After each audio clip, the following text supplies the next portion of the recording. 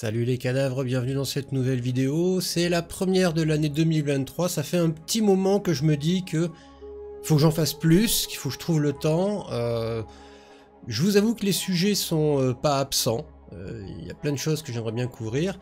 Alors est-ce que c'est le temps qui manque? Ouais, peut-être, un petit peu beaucoup. Mais on va essayer. Nouvelle année, nouvelle résolution, ça, je serais ravi de les abandonner en cours d'année, ça c'est pas grave. Aujourd'hui on se retrouve pour le gros changement qu'il y a eu sur la table virtuelle. Ça fait maintenant belle lurette que je bosse dessus. Si vous étiez là à la première heure, vous savez d'où on vient, vous imaginez où on va, mais quand on sait d'où on vient, on se rend compte qu'on vient de très très loin. La table de jeu au début était vraiment limité. C'était un projet qui devait prendre du temps.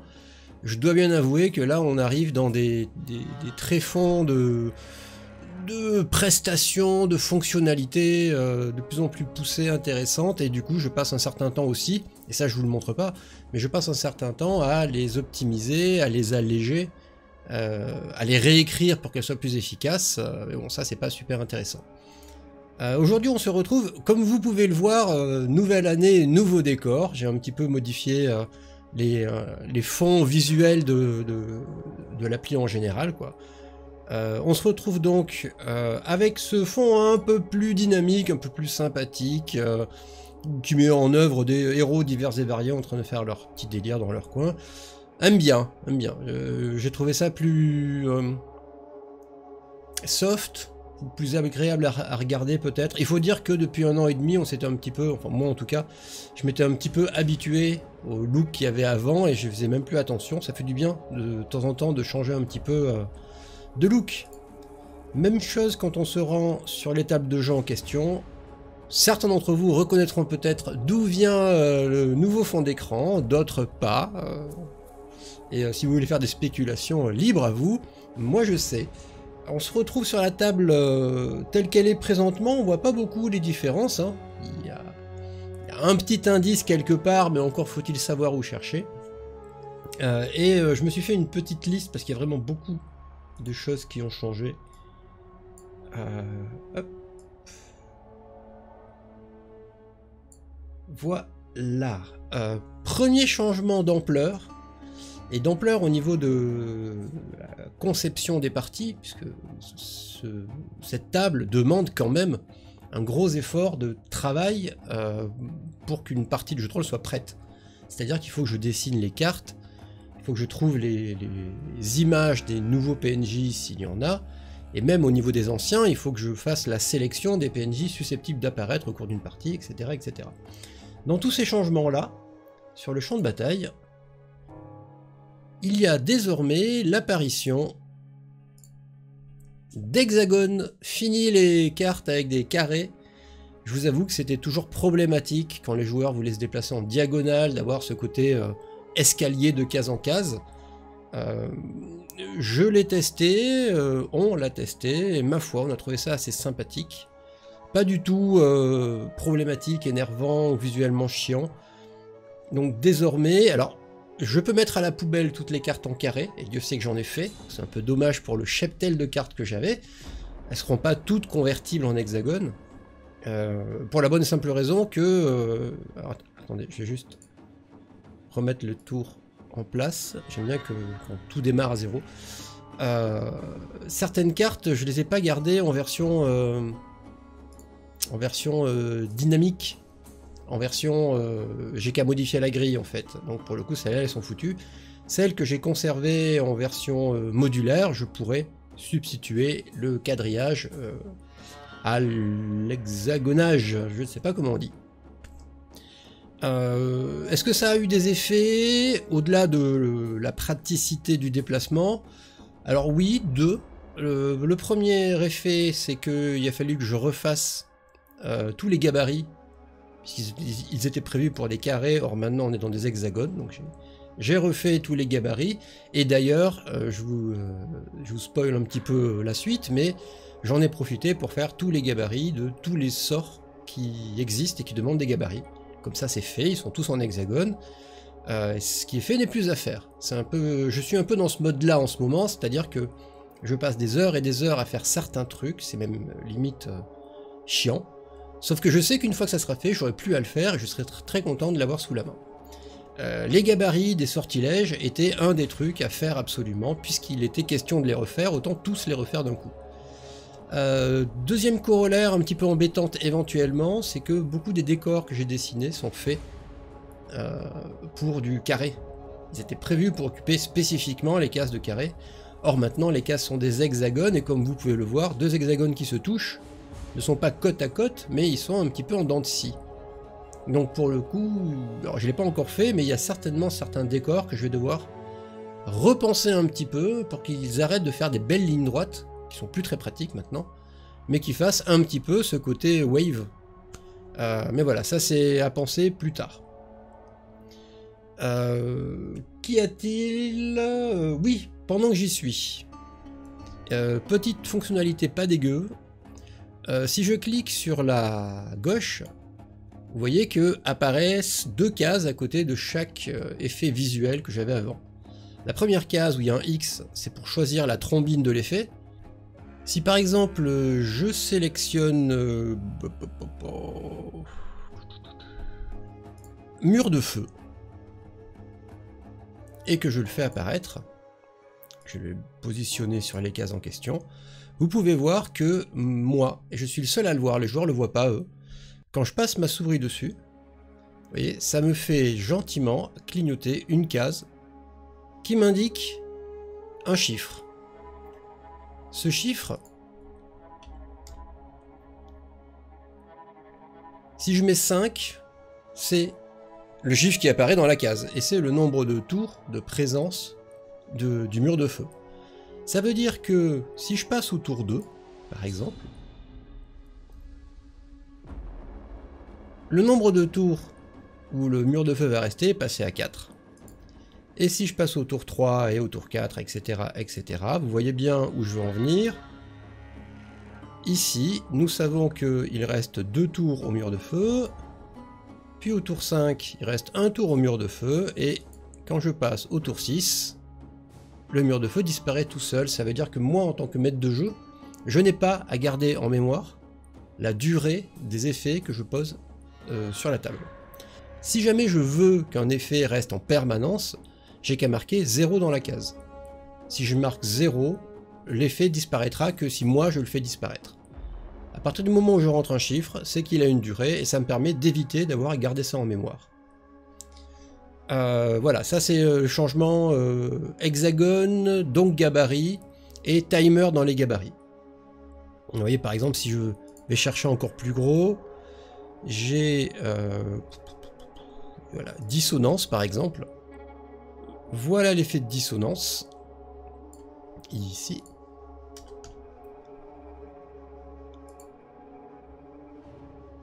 Vous pouvez voir qu'actuellement, il est timé à 0. Ça veut dire que j'ai beau passer un nombre de tours infini, il va rester présent. Typiquement là, si je passe au tour 7, il est toujours présent, il est toujours à 0. Il va passer à -1, -2, etc. Quand on est à 0, on est à 0. C'est une manière pour moi d'indiquer que la zone va rester en place. Très pratique, très intéressant. Il suffit maintenant de se faire une galerie de gabarits divers et variés, avec des formes, des tailles différentes. Certains génériques, d'autres très spécifiques à des sorts particuliers. Par exemple, pour ne citer que lui, nous avons le cercle de flamme. Voilà, le cercle de flamme est un gabarit particulier puisqu'en fait il n'a pas d'effet au centre. Ça veut dire que quelqu'un qui le caste fait la zone qui fait des dégâts, mais crée aussi une zone safe d'un côté et de l'autre. Ça c'est le genre de gabarit qui va pas servir à grand chose d'autre que cercle de flamme, mais il me le fallait pour matérialiser ce que faisait le sort. Voilà pour tout ce qui est hexagone et affilié. Si on regarde de l'autre côté, ça a un peu changé de tête. Il y a beaucoup plus d'infos qu'avant d'un côté et beaucoup moins de l'autre. Enfin, beaucoup moins. En fait, il y en a autant, mais c'est arrangé différemment et ça sert à autre chose. J'ai reçu récemment la visite d'une amie qui est développeuse, qui est une bonne développeuse, qui travaille dans une société cotée et qui fait un projet super intéressant, et ça fait une paye que je lui disais, écoute, viens voir, file-moi des conseils, si jamais tu as des idées que j'ai pas eues, voilà, je voudrais que tu rebondis sur ça, quoi. On a passé un petit moment ensemble, et entre autres choses, elle m'a filé une idée, et franchement, je sais pas pourquoi je l'ai pas eu moi, donc quand elle m'a filé l'idée, je me suis dit, bah ouais, t'es bien con de pas l'avoir fait, c'est pas si compliqué que ça. Alors, le problème, c'est pas que c'est compliqué, le problème, c'est toutes les ramifications que ça impliquait par la suite. Ça veut dire que le fait d'avoir mis ça en place, si je l'ai mis en place, c'est que forcément, ça a un impact intéressant, mais sur des choses qui, elles, sont pas mises en place. Donc, il faut les mettre en place. Ça a des ramifications. Ça servait à rien de mettre ça en place pour ne rien en faire, en fait. Donc, j'ai bossé dessus pendant une semaine et demie, à peu près, et ça a chamboulé énormément de choses. Je vous montre. Je fais apparaître un joueur et je fais apparaître un adversaire. Voilà. Voilà les deux Gugus. En apparence, il n'y a rien qui a changé spécialement par rapport à avant. Le token PNJ, il est numéroté, enfin alphanumériquement, hein, il est A. Donc ça c'est toujours pareil. Il y a toujours la défense dans les petits cercles en dessous. Je vois que mon joueur il a 6 en défense alors que mon personnage a 0. En revanche, ce qu'il y a de nouveau, c'est que je peux dire quelle cible je vais attaquer. Et il se produit cette petite chose, on m'indique quelle cible je sélectionne. Et bien sûr, l'idée c'est quelle cible le joueur va sélectionner pour attaquer. Moi je peux sélectionner les joueurs, par exemple je peux très bien dire, je vais attaquer le joueur 1, la petite couleur change pour montrer que c'est un joueur que je veux attaquer. Les joueurs, eux, entre eux, ne peuvent sélectionner que des adversaires. Moi, j'ai la main sur tout. C'est-à-dire, je peux sélectionner ou désélectionner le token que je veux. Et à partir du moment où j'ai opéré cette sélection, toutes les valeurs du token, sa défense, son seuil de toucher, ses caractéristiques, entrent en jeu pour déterminer les chances de toucher automatiquement. C'est-à-dire qu'il y a infiniment moins de calculs à faire pour savoir si on touche ou si on ne touche pas un adversaire. À partir du moment où on l'a sélectionné, il y a tout un calcul automatique qui se produit, qui va bien plus loin qu'avant. Et c'est la mise en place de ça, qui est toute bête, hein, c'est un truc tout bête, la mise en place de ça, en fait, alors m'a forcé à mettre en place des nouvelles choses, mais au final, ça va être un gain de clarté et un gain de temps pour tout le monde dans la gestion des combats courants. Pour ce qui est des joueurs, c'était moins compliqué à mettre en place puisqu'en fait les joueurs ont déjà toutes ces valeurs quelque part dans leur feuille de personnage, leurs états entravés, au sol, aveuglés, tout ça, ça existe, donc j'avais qu'à piocher pour le mettre en œuvre. Pour les tokens des PNJ, ça n'existait pas, les PNJ n'ont pas de carac en fait. Ils n'ont pas de valeur d'agilité, tout était calculé de manière un petit peu brute. C'est moi en tant que maître de jeu qui jugeais la valeur. Du coup, il a fallu que je leur donne un peu plus de granularité, il a fallu que je descende plus profond dans ce qu'est un PNJ. Il a fallu par exemple que je différencie leur valeur d'armure et leur valeur d'esquive, et qui additionnés font la défense. Avant, un PNJ n'avait qu'une valeur brute de défense, et c'est moi qui, mentalement, devais déduire une valeur d'esquive quand le joueur le mettait en situation où il perdait son esquive. Vu que maintenant tout doit être généré automatiquement, hors de question que ma tête rentre en jeu, il faut que le système prenne ça en compte. Typiquement, si je regarde à droite du token A, vous avez la case ici où je vais déterminer combien je lui donne de points de vie. Par exemple, là je marque 30, ce qui fait que sous le portrait est apparu 30. C'est pas ses points de vie max, c'est ses points de vie résiduels qui actuellement sont égaux à ses points de vie max puisqu'on vient de commencer le combat, il est full vie, donc les deux chiffres sont les mêmes. Mais si par la suite il se prend par exemple 10 points de dégâts, vous allez voir que la valeur sous le portrait elle passe à 20, pour autant la valeur max est toujours rappelée là-bas. Et je peux monter ou descendre les points de vie jusqu'à atteindre la valeur max ou jusqu'à évidemment atteindre 0. Donc cette case-là me sert à rentrer les points de vie, en les augmentant ou en les descendant. La case qui est à droite, tout à droite, me sert à rentrer les points de vie max une fois dans le combat, au début en général. Ces valeurs-là se remettent à 0 dès qu'on arrête le combat. Ça, pour l'instant, ça n'a pas trop changé. La case qui est en dessous ici, elle détermine la valeur de toucher du PNJ. Typiquement, si je mets 15, le personnage a 15 chances sur 20 de toucher une défense de 0. Et si moi j'ai sélectionné ce joueur ici, ce vilain petit joueur là, qui a 6 en défense, ça veut donc dire que avant, je devais mentalement dire 15 moins 6, 9. Donc, mon méchant, il a 9 chances sur 20 de le toucher. Maintenant, j'ai qu'à cliquer sur le petit dé du méchant, tout simplement. Voilà. Et vous voyez en bas, ici, je vais vous le mettre au milieu pour que vous le voyez bien. Voilà. On m'indique quoi? On m'indique que moi, maître de jeu, ça c'est le portrait en forme de corbeau, hein, moi, maître de jeu, le mec qui a attaqué, il a un seuil de 9, et c'est mon 15 moins 6, donc on m'indique c'est un seuil de 9, il a fait 8 avec son dé, moralité, a priori il touche, il a fait moins, il touche. Il y a toujours des petits bonus qui peuvent pas être générés par le système, ou gérés par le système, des bonus hyper extraordinaires qui feraient qu'il y a un +1 ou il y a un -1, donc tout n'est pas complètement automatique, du genre ça n'a pas enlevé carrément les points de vie du gars. Vous voyez, le gars, il est toujours à 20 en fait. J'aurais pu faire que ça soit automatique, mais ça veut dire que si jamais il y avait un malus imprévu ou un bonus imprévu qui rentrait en ligne de compte, et que j'avais oublié, il faudrait que je pédale, que je rétro-pédale pour remettre les points de vie que j'ai enlevés. Bref, je préfère qu'on ait cette analyse-là, et que en parlant, le joueur me dise « Ah mais oui, mais j'ai pas un bonus parce que » ou « Ah mais oui, mais il a pas un malus parce que » et me permettre de rétablir la situation avant que tout s'enregistre. Et si on est tous d'accord sur le fait que ça touche, imaginez par exemple que le joueur me sorte à ce moment-là une technique martiale qui dévie le coup. Bah s'il dévie le coup il porte pas. Il dépense ses points, il claque sa technique, il part, il dévie, il intercepte, enfin bref, le coup ne porte pas, donc il faut que je garde la main sur est-ce que j'envoie les dégâts ou est-ce que j'envoie pas les dégâts. En l'occurrence, admettons, j'envoie les dégâts. J'ai pas. Alors je pourrais cliquer ici et rentrer -4. Puisque vous voyez que les dégâts c'est 4.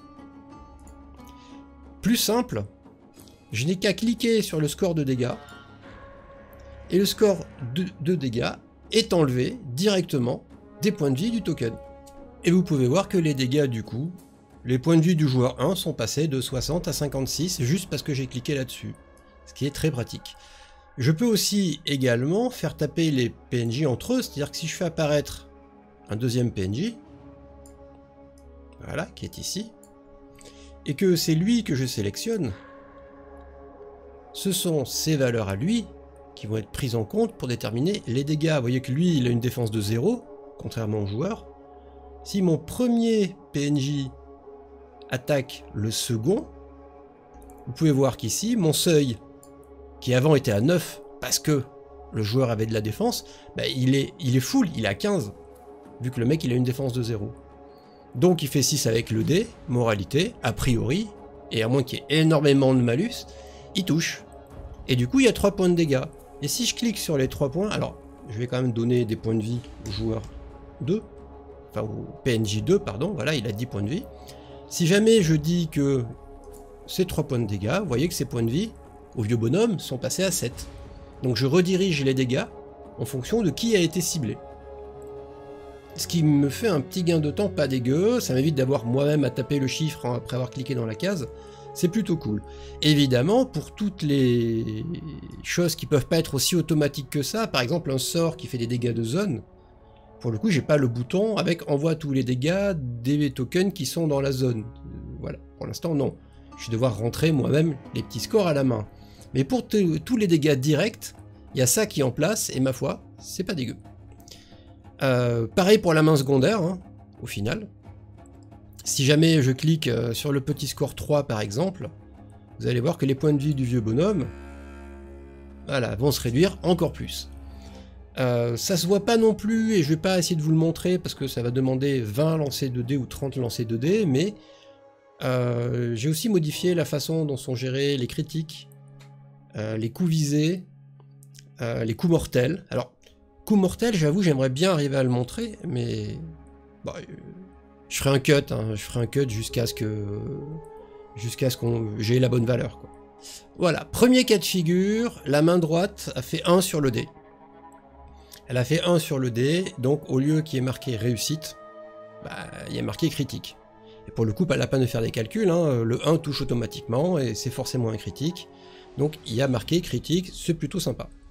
Deuxième cas de figure, la main directrice, la main principale, a fait 20, qui est un échec critique.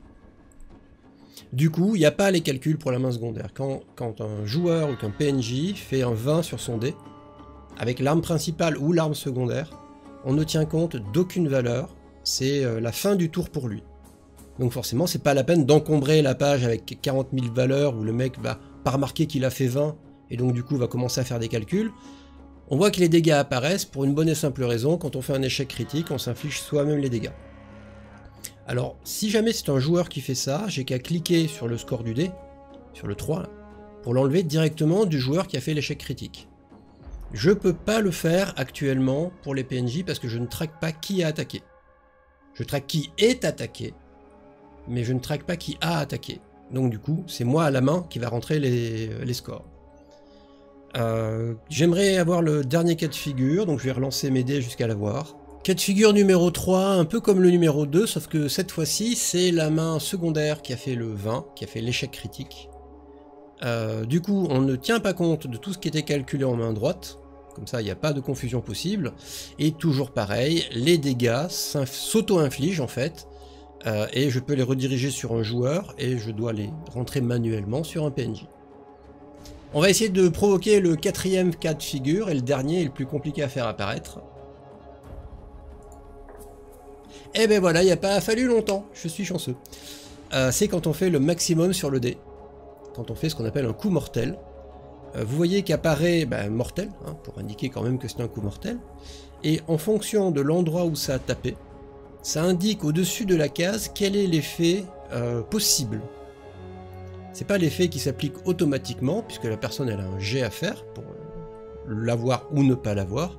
En l'occurrence, quand on fait un coup mortel au bras, puisque l'arme principale a tapé au bras, c'est ce qui est en jaune, quand on fait un coup mortel au bras, on a une chance de provoquer chez l'adversaire une contusion, c'est-à-dire qu'il faut qu'il fasse un test sous sa constitution, et s'il échoue, il est contusionné jusqu'à la fin du combat, ça veut dire malus sur toutes ses actions, et moi je vais activer un petit dessin de contusion, un petit icône de contusion pour que le système le prenne en compte.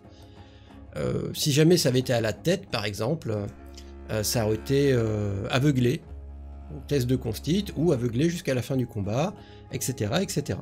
Donc ça ne se génère pas tout seul, ça fait pas le dé tout seul pour savoir s'il est contusionné ou pas, parce qu'il faut quand même qu'on joue dans cette histoire, hein, c'est pas un jeu autonome, mais ça fait une petite aide visuelle pour se rappeler que les coups mortels au bras provoquent des contusions. Charge après à nous de mettre en place ce qu'il faut pour savoir si le joueur est contusionné ou pas. Dernier petit truc qui a été mis en place, ici sur le côté, vous aviez les fameux coups visés, les coups spéciaux que le joueur peut provoquer parce qu'il veut frapper à la tête, il veut frapper au bras ou il veut frapper aux jambes. Ils ont été simplifiés dans leur façon d'opérer, c'est-à-dire que maintenant, quand on tente un coup visé, on n'a plus une chance de toucher ailleurs, on touche forcément à l'endroit visé en échange du malus, ce qui est plutôt pratique. Et que si par exemple, je choisis de viser la tête, avec gros malus, vous voyez par exemple que le seuil qui était à 15, il est passé à 11. Parce que frapper à la tête, c'est moins 4. Donc mon PNJ, avec ses chances de toucher de 15, a été gentiment ramené à 11. Et cerise sur le gâteau, désormais... Alors, je vais terminer l'explication parce que je vais vite. En échange, vous voyez qu'il a touché à la tête, potentiellement. Bon, il a fait 17 sur son dé, ça veut dire qu'il a raté son coup. Mais s'il avait touché, ça touchait bien à la tête. Pas de bol. Vous allez me dire, il a qu'à retenter. Oui, techniquement, il a qu'à retenter. Le truc, c'est que le malus s'incrémente. C'est-à-dire que s'il veut retenter maintenant à la tête, une deuxième fois, ou même ailleurs, peu importe, il a un malus supplémentaire de -1 qui s'est rajouté. Ça veut dire que si là, par exemple, je ne change rien, je reste en visée à la tête et que je retape avec le gars, vous allez voir son seuil de toucher, il était à 10. Avant il était à 11, il retente une deuxième fois, il est à 10. Il retente une troisième fois, mais il va être à 9, à 8, à 7. Enfin, plus on vise, plus on s'exténue dans le combat et plus on a du mal. Donc les coups visés, ok, c'est bien plus facile qu'avant. En revanche, si on les fait n'importe quand et pour n'importe quelle raison, on finit avec un malus démentiel quand on tente de viser. Bien évidemment, ça ne concerne que les coups visés. Ça veut dire que si le joueur repasse en frappé normal, il va pas se retrouver avec un toucher à 10 ou à quoi que ce soit. Il se retrouve avec son seuil à 15, comme avant. En revanche, il a un sacré déficit de visée parce qu'il a déjà visé plein de fois pendant ce même combat. Et ce malus qui augmente disparaît à la fin du combat. C'est-à-dire que quand je reset la table, tous ces malus de visée, pour tout le monde, s'enfuient. Et chaque token garde en mémoire son propre malus de visée personnel. Ça permet que ça soit plus facile, plus intéressant, ça nous autorise plus de tentatives sympas. Vous allez voir que si jamais j'attaque, bah tiens, par exemple, restons là, imaginons que j'ai fait ma visée, et que j'ai obtenu 7 sur le dé, et que mon seuil était à 15. Donc techniquement, imaginons que mon PNJ a réussi à viser le vieux monsieur. Tout en haut est apparu, dans une couleur qui n'est pas aussi rouge qu'avant, comme le coup mortel, est apparu l'effet fourni par la visée. Quand on fait des coups visés, on obtient un effet secondaire qui en général dure le tour d'après et disparaît, donc c'est un effet temporaire. Ça apporte des bonus, ça met dans le mal le mec en face, mais pas pour l'éternité. Ça le met dans le bad pour le tour suivant. C'est pas magique de coup visé. J'ai enlevé le côté combat breaker, parce que quand tu réussis ton coup visé, le mec il est en miettes. Quand tu réussis ton coup visé, le mec il est mal pour le tour d'après. C'est tout. C'est pas aussi fort que de faire un coup mortel qui là, lui, applique un espèce de malus qui va traîner jusqu'à la fin du combat. Vaut mieux faire un coup mortel, même si on peut pas le choisir, hein, c'est le maximum sur le dé, donc on est tributaire de l'aléatoire, mais un coup mortel a un effet fou sur la durée du combat, alors qu'un coup visé a un effet temporaire sur la durée du combat. Et vous pouvez voir également, éventuellement, que quand je tente un coup visé, comme celui-là, par exemple, vous voyez que j'avais un seuil à 10, j'ai fait 4 sur le dé, c'est une réussite, j'infligerai 8 points de dégâts, c'est super, mais quand je regarde de l'autre côté, en main gauche, il n'y a aucun calcul, parce que faire un coup visé vous demande toutes les attaques du tour.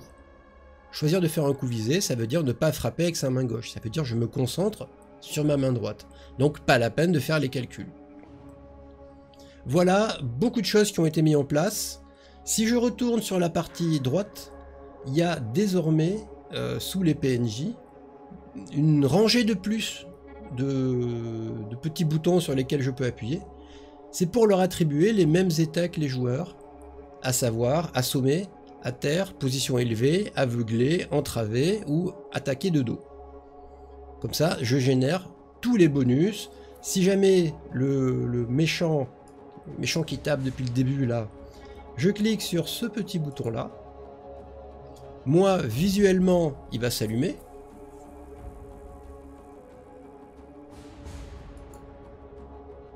Voilà. Visuellement, il s'allume, ça me permet à moi de me rappeler que le gars, il a ce bonus activé. Et du côté joueur, quand ils passent leur souris sur le token, ils voient le petit icône de statut qui apparaît au-dessus de la barre de vie pour lui dire celui-là est en position haute, il a donc +1 au toucher. Ça veut dire que là, présentement, si il attaque et qu'il ne fait pas un échec critique, voilà, vous voyez que son seuil, il est à 16. Alors que, techniquement, si je regarde la fiche, il est à 15. Il a son +1 parce qu'il serait en position haute, pour une raison ou pour une autre. Et c'est pareil pour tous les bonus, c'est-à-dire qu'ils vont agir sur le seuil de toucher, et ils vont agir en général sur la défense. En bien ou en mal. Ce qui m'amène de suite aux cases juste à côté. Les deux cases du milieu de chaque token indiquent en haut l'armure portée, et en dessous l'esquive.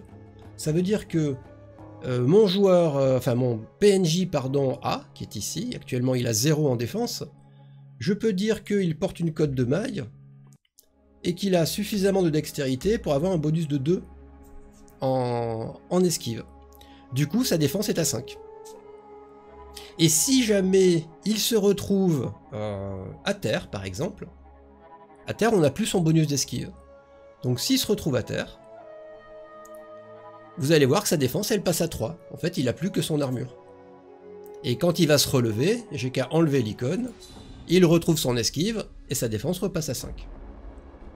Tout simplement, très pratique, très sympathique. Dans les nouveaux petits trucs éventuellement, il y a ici ce petit icône là, alors c'est dur de voir quoi il a l'air, moi je le sais parce que je l'ai fait, donc voilà. C'est l'icône de couverture.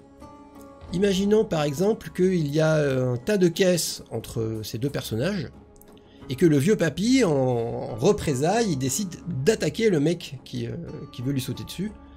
Le mec étant derrière des caisses, il a un bonus de couverture. Il suffit que je clique là-dessus. Et vous avez en fait un espèce de petit bouclier qui apparaît au-dessus de son score de défense, et il est passé de 5 à 6. Il a gagné +1 en défense du fait d'être à l'abri. Et contre les projectiles, tout simplement. Comme ça, je peux le faire apparaître et enlever, et ça rappelle au joueur aussi de son côté que, ok, le mec il a l'air d'avoir une grosse défense, mais c'est parce qu'il a actuellement son bonus de couverture. Je crois qu'on a fait à peu près le tour de tous les changements ici, qui sont déjà pas mal, hein, je vous avoue. L'espèce de case un petit peu bizarre là, qui est un peu grosse, un peu visuelle, c'est pour changer le look en fait. C'est pour changer le look des tokens. Et vous pouvez voir, ça peut paraître curieux au premier abord, mais à côté, à droite des tokens des joueurs, j'ai pareil cette façon de gérer les tokens des PNJ. Ça pourrait être très curieux de se dire ça, vu que normalement c'est leur fiche de perso qui gère les Keraks. En fait, c'est là pour gérer les familiers, c'est là pour gérer les créatures invoquées. J'ai 3 espaces de créatures invoquées. Si jamais il advenait que j'en ai besoin de 4, bah je ferai apparaître en fait un 4e PNJ et il deviendrait une créature invoquée. Mais on va dire que pour plus de facilité, et parce qu'il n'y a pas beaucoup de créatures invoquées en même temps sur la table, j'ai mis en place l'équivalent en quelque sorte de ce que j'ai fait pour les PNJ. Pour les créatures invoquées, ça veut dire que ici j'ai leur petit menu déroulant de créatures invoquées. Par exemple, on va dire un golem de feu majeur. Pouf, que voilà. Qu'on va positionner gentiment. La case rouge sert à déterminer combien de points de vie il a. La case en dessous sert à déterminer sa valeur de toucher. La case en dessous sert à déterminer sa défense. Et alors pour le coup c'est à l'ancienne. Pour des raisons de place et parce que ce sont juste des créatures invoquées, j'ai pas voulu partir dans la granularité. Et voilà la défense, et voilà l'esquive. Et comme ces créatures sont pas vraiment physiques, c'est-à-dire vous ne pouvez pas faire tomber un golem de feu. Il est un peu fait en feu. Donc on peut pas des masses l'entraver, etc. Ils sont un peu insensibles à ces malus de statut. Pareil, ça sert à rien de l'attaquer de dos. En fait, il n'a pas de dos, c'est une masse de feu. Donc il n'y a pas de bonus à récupérer comme ça. Du coup, ça me permet d'avoir une valeur de défense brute. Et la petite case qui est ici me sert à déterminer, comme avant, le nombre de tours pendant lesquels cette créature va rester. Ce qui veut dire qu'actuellement, je vois que ce golem de feu, il a une défense de 5, c'est le cercle au milieu, c'est le familier numéro 1, des fois que j'oublie, et il va rester pendant 5 tours. Et c'est comme avant, ça veut dire qu'à mesure que je fais s'écouler les tours, il va rester pendant 4 tours, il va rester pendant 3 tours, il va rester pendant 2 tours, il va rester pendant 1 tour, et de facto, arrivé à 0, il dépop.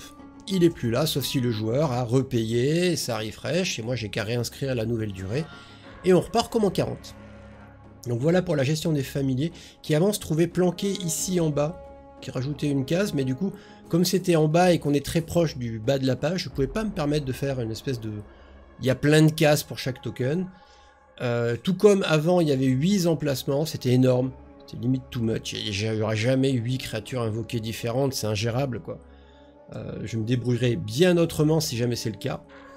Mais je crois qu'on a tout vu en ce qui concerne les changements. Du champ de bataille. Si on regarde côté joueur, alors évidemment il y a l'effet miroir de tout ce que j'ai mis en place chez moi, qu'on va pas aller revoir pour le coup, Mais il y a également des fonctionnalités que soit moi j'avais en tant que maître de jeu et auxquelles je leur donne accès, soit que eux seuls ont besoin parce que ma façon de gérer les choses n'est absolument pas appropriée à leurs propres besoins. L'idée, encore une fois, c'est de leur simplifier la gestion de la table, puisqu'ils ont à gérer leur propre table, hein, finalement. Ils ont à ouvrir des trucs ou pas, donc il y a tout un tas d'assistances visuelles que je dois mettre en place pour leur simplifier un petit peu la vie. Et en plus, je passe sous silence le fait que j'ai arrêté certains rafraîchissements boucles. Maintenant, les rafraîchissements sont conditionnés à y a-t-il eu une mise à jour ou pas. Pas partout, parce que j'ai remarqué que le fait de vérifier tout le temps s'il y a eu une mise à jour, c'est quand même assez gourmand. Donc j'ai ciblé les choses qui se mettaient à jour, alors que franchement, il n'y avait pas souvent de mise à jour. Par exemple, lancer de dés. On lance pas des dés tous les 4 matins non plus. C'était pas la peine d'aller chercher toutes les X secondes le résultat des dés. Maintenant, ça regarde s'il y a un nouveau résultat. S'il n'y a pas de nouveau résultat, il ne se passe rien. Donc ça a permis de tranquilliser un petit peu tout ça. Nous voilà côté joueur. Alors le premier changement, il s'opère à la fois à gauche et à la fois à droite. Il y a un des boutons du menu de droite qui a disparu, parce qu'en fait maintenant il est à gauche. Voilà, vous pouvez voir à gauche, il y a une espèce de demi-cercle, avec un bout d'image à l'intérieur. Quand je veux montrer une image à mes joueurs, une illustration d'un endroit, moi je choisis l'illustration parmi toutes celles que j'ai mis de côté, et une fois que je l'ai choisie, chez le joueur, elle apparaît dans ce petit coin là.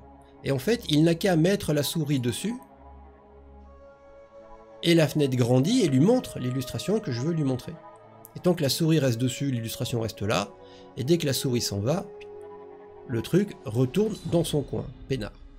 Ça me permet d'illustrer un peu plus mes propos, et pas uniquement leur laisser tout le boulot d'imagination à faire, parce que autant un vieux joueur, un vieux routard, il n'a pas de souci avec ça, autant des joueurs moins chevronnés, c'est pas toujours évident qu'ils aient dans la tête tout un tas de scènes et d'images tirées de films qu'ils ont peut-être pas vus, de livres qu'ils ont peut-être pas lus et que moi j'ai lus.